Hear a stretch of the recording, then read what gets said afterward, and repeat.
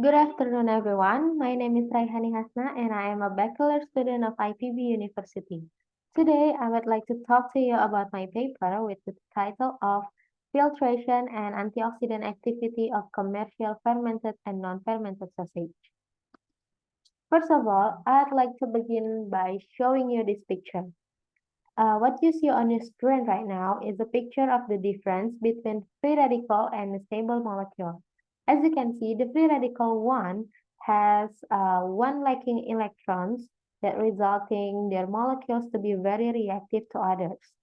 While this reaction or these free radical molecules will react with the surrounding molecules to get their stability. Meanwhile, the stable molecule that has been taken the electrons from them will become unstable, just like the free radical before. This chain reaction, far-reaching effect of this reaction can cause diseases such as cancer, premature aging, cardiovascular disease, and so on. But there are these compounds that can inhibit the far-reaching chain reaction of the free radical formation. We call that antioxidants. Antioxidants work by donating their electrons to complete the electrons deficiencies needed by the free radicals. Okay, besides from the fruits or the nuts, we can obtain antioxidants also from the animal-derived food, such as fermented sausage. Fermented sausage are one of the animal-based food products using the assistance of LAB during the fermentation process. During the fermentation process, the LAB will degrade the meat protein, resulting in the smaller peptides or smaller fragments that we call it peptides. And then the peptides can exhibit the different activities from their parent proteins. We call that bioactive peptides. And then one of the activities of the bioactive peptides has is an act to become an antioxidant. This study aims to identify the chemical composition of commercial fermented sausage and analyze the antioxidant activity of peptide extracts from these fermented sausage products. For the material, I used 3 different samples.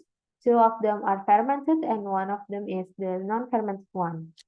All of them can be found commercially in local markets or in e-commerce. And also we need chemical substance too and distilled water. For the method, I started to extract my sausage and then go on through the filtration using a centrifugal filter with the cutoff of 3 kilodalton, resulting in the peptide extracts. And then these extracts I used to get the data through these methods you see on your screen. We're moving on to a result and discussion. The first one is the pH level of commercial fermented sausage. As you can see on table 1, the pH values of the 3 sausages were different, with the lowest pH value obtained from pepperoni sausage extract. This low pH in pepperoni is an implication of the fermentation process occurs in the sausage. During the fermentation stage, the pH of the sausage decreases due to activity of the bacteria. Typically, we know it as lactic acid bacteria. So the lactic acid bacteria will produce lactic acid from the metabolism of sugars in meat, resulting in sausage pH to be lower than before. Next is proximate analysis. You can see on the table 2, we can clearly show that in table 2, there only moisture content and there only moisture content and fat content that were significantly different, while ash content and protein were not significantly different. The highest moisture content was found in pepperoni. This can deviate due to storage condition in the freezer. We call that condensation. Condensation can form during the storage process that can cause ice crystal formed among the packing during the storage. And then the highest fat content found in salami sausage. The high content of fat was due to several factors. One of them was because of the drying process.